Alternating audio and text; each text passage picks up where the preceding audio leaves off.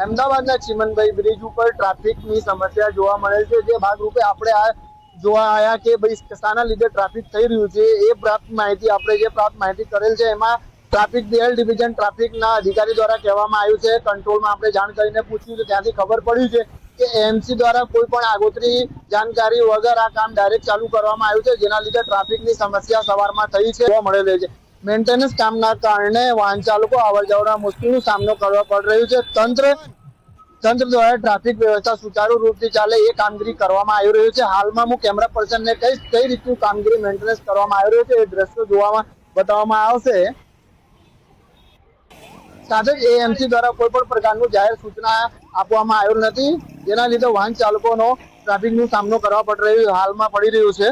અને હાલમાં જોવાનું રહ્યું છે કે તંત્ર દ્વારા આજની આને નોંધ લેવામાં આવશે આ વિષય ઉપર કે કઈ પ્રકારની કામગીરી કરવામાં આવશે. હાલમાં ટ્રાફિક સમસ્યા યથાવત જોવા મળેલ રહી છે. કેમેરા પર્સન સાથે પવન મોરેની રિપોર્ટ, સંયમ ન્યૂઝ, અમદાવાદ, ગુજરાત. વધુ વિડીયો અને સમાચાર જોવા માટે ફોલો કરો સંયમ ન્યૂઝ.